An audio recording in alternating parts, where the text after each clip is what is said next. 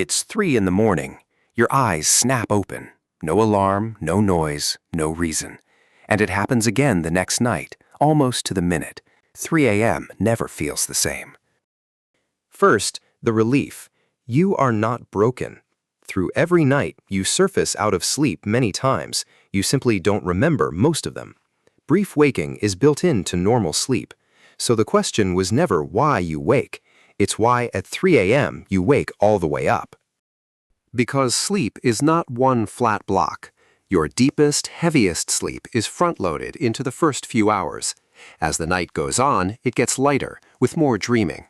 By around 3 in the morning, you are drifting through the thinnest, most wake-prone sleep of the whole night. At the same time, your body hits its coldest point. Core temperature falls all night and bottoms out around 3 to 4 a.m., the quietest, lowest energy hour your system ever runs. Everything in you is idling at its minimum, and that's exactly when the next thing fires. Cortisol, the hormone that wakes you for the day, is lowest near midnight. But around 2 to 3 a.m., it starts to climb, ramping you up toward dawn. So at 3 a.m., 3 things collide: your lightest sleep, your lowest temperature, and cortisol beginning its rise, a perfect moment to surface. So far, this is all completely normal, a healthy body doing exactly what it should. Which raises the real question. If waking at 3 a.m. is natural, why does it so often turn into an hour of staring at the ceiling? For that, we have to go back, way back. For most of human history, nobody slept in one solid block. People had a first sleep, woke for an hour or so in the dark, then had a second sleep. Historians have found hundreds of records of it.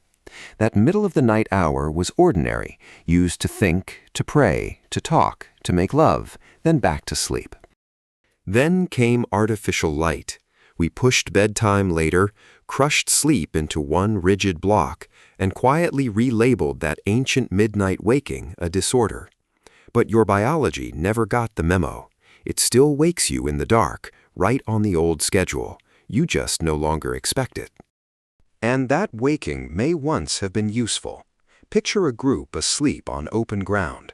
If everyone slept identically, no one would be watching.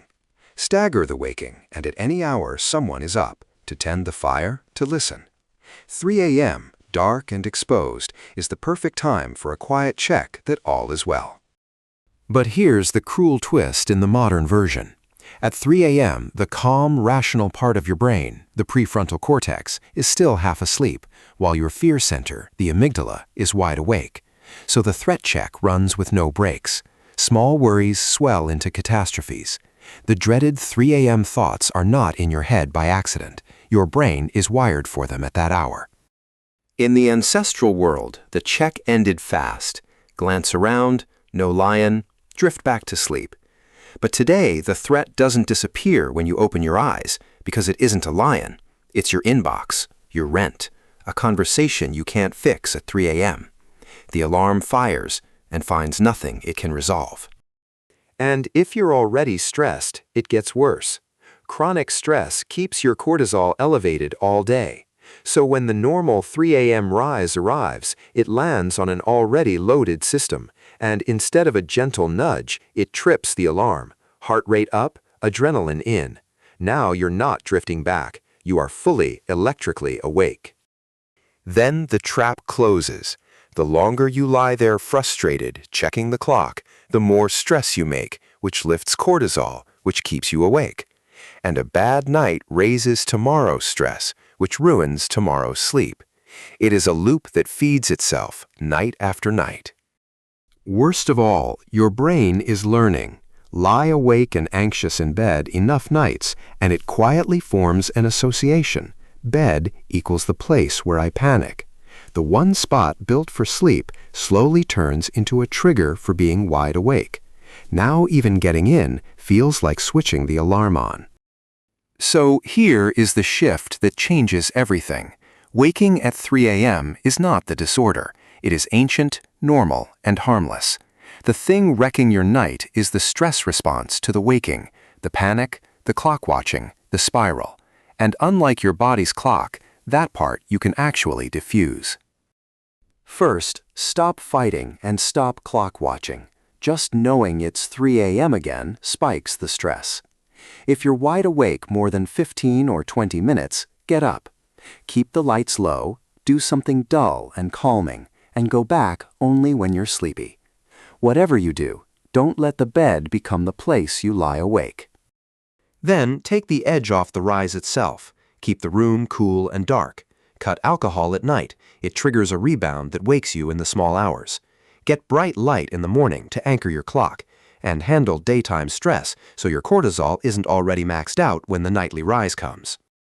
This is the mismatch Darwin's idea predicts. An ancient clock that wakes you in the dark for a brief, calm check that all is well, running inside a modern mind with endless, unsolvable worries and a phone glowing on the nightstand. The waking is 2 million years old. The dread is brand new. So the next time your eyes snap open at 3 a.m., hear that alarm for what it really is. A 2 million-year-old reflex scanning the dark for a predator that vanished long ago. There are no lions in your bedroom. There never have been. The alarm is ancient, but the fear is optional. Let it ring and let yourself sink back into the dark.